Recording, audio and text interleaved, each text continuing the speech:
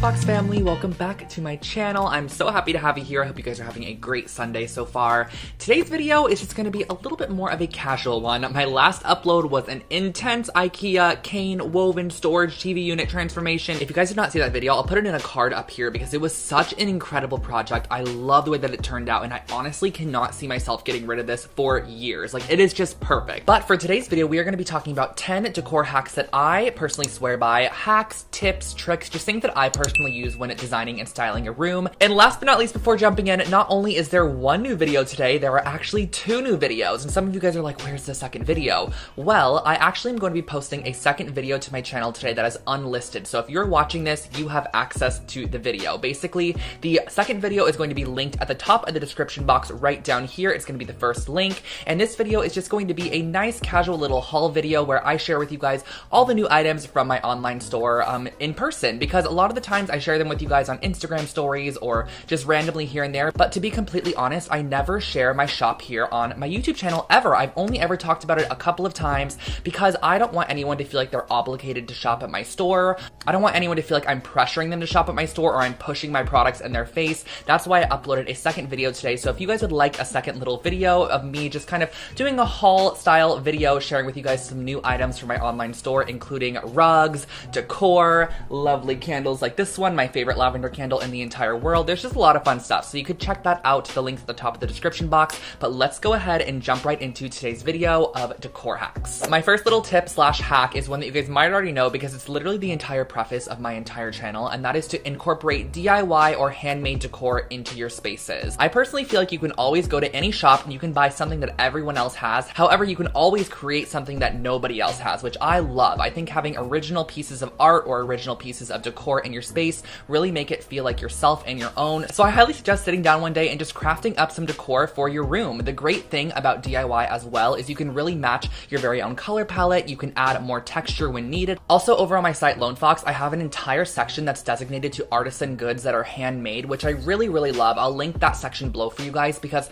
the goods are just handmade with love and they really show. I think they're incredible pieces, and that's why I love having them on my site. And of course, you guys can find many DIY videos here on my channel sharing tons of different tutorials on projects from this big to humongous. Something I always get asked is how to fill a blank wall. Like, what should I do with this wall, Drew? I get photos of people's walls all the time and I can't even see the whole room. They send me a wall and I'm like, you know what? You need to put a gallery wall there. And that is something I think everyone should do. And my mom always has come to me and she's like, I don't have a big enough piece of art to fill the space. Like, I need something humongous for above my couch. And she never really thought of the idea to create a gallery wall. She always just felt like she needed to have one big piece of art, which I feel like a lot of people think that way. They're very like, oh, I can only have one thing here. It needs to be big to take up the space. However, you can easily do 10 things there that are smaller, but cluster them together to fill up the space. I have a really great tip on how to create a gallery wall, and that is to get a ton of artwork, a ton of framed prints you like. Definitely hit up your local thrift stores, go online. You can find really great inexpensive art prints on places like Etsy or Decenio, or even my own website. I have a couple that I've designed myself, and you could easily frame these art prints and then use a little bit of wrapping paper to create a template for your specific frame. Also add the hole where the nail's going to go. And once you have all of your templates created for all of your framed artwork, you can go over to a wall, use a little bit of tape them up on the wall, and move them around until you find a kind of setup that you personally like. And then when you're completely done, you already have your little nail hole on your template, so you can easily nail right through the template,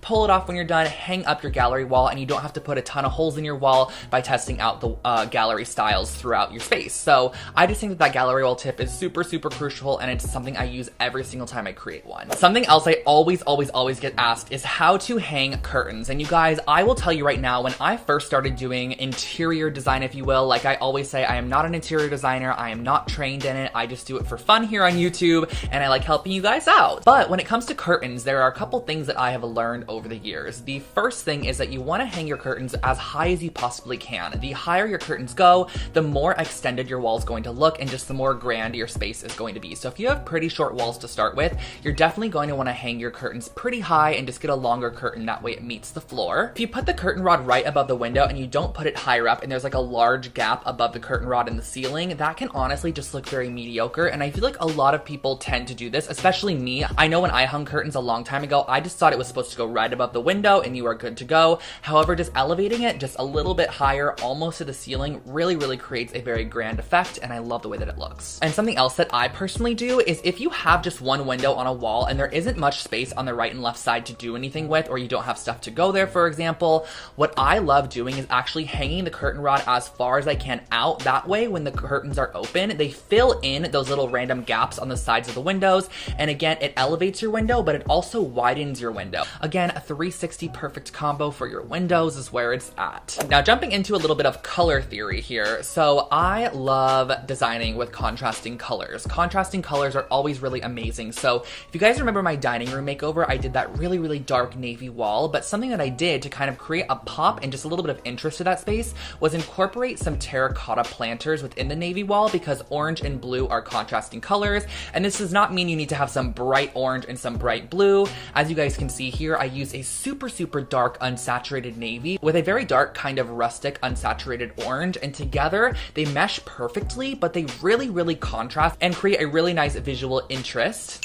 No pun intended. Now I'm gonna go ahead and pop up a color wheel on the screen for you guys. So how you're gonna read this is the color that you're looking at. For example, let's say you want to design with the color yellow. Now the color opposite the color yellow is a contrasting color. So let's just say you want to go with like a marigold kind of sunflower yellow color, but you want to have a nice contrasting punch to the space. The contrasting color in this case is purple. So maybe including like an eggplant or an unsaturated purple tone could be nice. However, that kind of screams a little bit Lakers. Alongside red and green, it scream very Christmas. So sometimes it doesn't work because the eye tends to think Christmas or think Lakers or think this or that. However, you can get away with it sometimes in the terms of how I did with the navy and the rustic orange. So think about contrasting colors when you're adding them to spaces. Another question I get asked quite a bit is about rug size. Now, rug size is totally determined on your personal space. So for a bedroom space, for example, I always think that the rug should go towards the end of the bed for sure. You never really want it going all the way up towards the top. It's just not aesthetically pleasing. So I like to put it about halfway underneath the bed at least. And traditionally, an 8x10 rug is always perfect for really any bed size, like a king bed or a queen bed. I actually have an 8x10 rug under my full-size bed. But if you do have a smaller size bed, you can definitely go with a 5x8, which will save you a bit of money. I feel like almost every living room typically needs a 6x9 or an 8x10 rug. Shameless plug, I have an entire line of rugs on my website now that are such incredible prices, you guys. They are amazing, and they come in like 5 different sizes as well. I absolutely love them. So if you're looking for a new rug, definitely check that out. But for a living room, I traditionally think an 8x10 rug is where it's at, if you have the space for it, because you're gonna want it to go a little bit underneath your couch. You're also gonna want any accent chairs to kind of rest on the edges of it, and then of course your coffee table is gonna go right in the middle of it. Something you guys see me always design with, whether it be faux or real, is plants. I absolutely love plants, and I think every single space always needs at least 2 plants. Like, plants are where it's at. They really add life to a space. They add vibrancy. They just add a bit of airiness always. I think that they're so perfect. You can literally hate the color green, but you will never hate a plant in your space. Like, something about plants are almost neutral. Like, they're not even a color. Green is not there. It's just perfection. So I think plants are amazing for any space, and not only plants, but natural elements as well, such as wicker, wood, stone, rattan, marble. There are tons of different natural elements that can just bring a little bit of the outdoors inside, which I think is really crucial. It almost just creates a bit of airiness inside your home. A super easy fix to anything is spray paint. This is amazing for any outdated decor, any thrifted decor, any decor you might not like anymore. That kind of rhymed. Grab a bottle of spray paint. I'm going to link some of my favorite spray paints in the description box for you guys below. I love the Rust-Oleum Matte Farmhouse Black. That's one of my favorite ones. As many of you guys know, I'm obsessed with the terracotta spray paint I recently found, and I also have a couple of colors that I really love, which I'll link those below for you guys. An easy coat of spray paint is such a great way to give new life to a old piece of decor. So for example, maybe you have this little figurine, you don't really like it anymore. Give it a coat of copper spray paint or brass spray paint and make it look more metallized, guys. You can even use spray paint to update furniture pieces, such as drawer pulls on a dresser. I spray painted the white legs on my IKEA desk and made them matte black to match the mirror that I also spray painted from IKEA. Let's say you need a little bit more of this color in your room or a little bit more of that color. You could spray paint a decor piece, plop it on the shelf, and there you go. Rolling into our next little tip, this is one that I also love using, and I think that it's super useful, it's practical, and it's pretty. And this is to add a mirror to a space. So let's just say, for example, you have a smaller bedroom or you have a room with only one window. Mirrors are really, really great at reflecting light or making a room appear larger than it actually is. So let's just say, for example, I had a window right here and I had nothing on this wall over here. Applying a mirror over on this wall is going to bounce the light from the window throughout the space and just make it appear brighter and airier and just overall a little bit nicer. Plus, everyone could use a mirror because, first of all, you can get a very decorative one, which adds just a decorative element to your space. And on top of that, you can use it to get ready, get dressed, whatever it might be. So it's practical, it's functional, and it's pretty.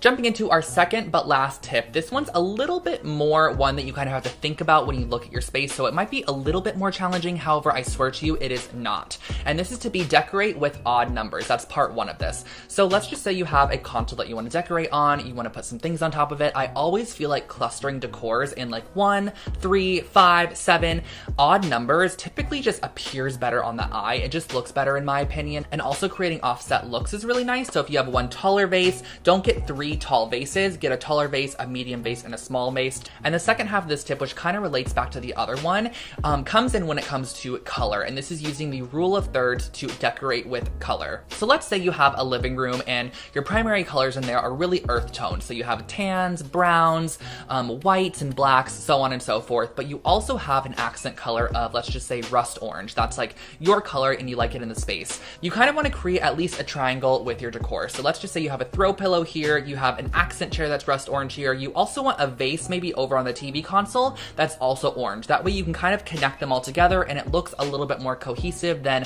having only one touch of orange in the space. So, and of course this tip does not have to apply to every single decor style or every single bedroom. However, if you are one that struggles with like color or adding to a space, that's a great tip to follow. However, that rule is always broken now and then by amazing designers, so I'm not going to say that it has to be followed for sure, but if you are starting out, you might want to think about rule of thirds when it comes to adding color to a space. And our last and final hack of this video is soft goods go a long way. Now, what exactly are soft goods? These are just honestly things that are soft. So things like throw pillows. This is actually an amazing macrame throw pillow from my website. I freaking love these.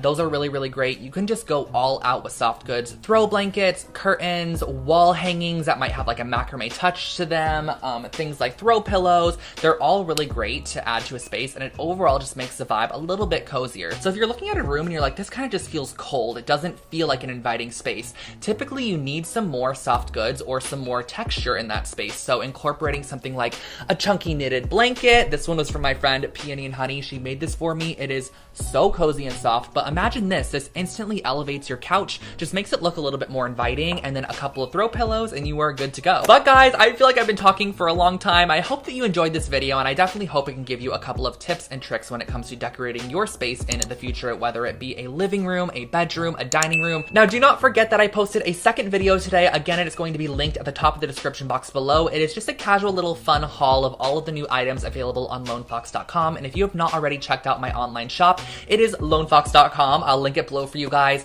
I also have a blog over there that I post on at least once a week with additional content that you guys never even see here. I don't even think I've talked about my blog on the channel. That is how much I just am never self-promoting myself. I don't know why I don't do it, but I just don't want you guys to think I'm like pushing things in your face. So if you would like to check it out, links are in the description box below. But I'm gonna go ahead and catch you guys in my next video. Have an amazing rest of your day. Stay safe out there, and I'll catch you next time. Bye guys.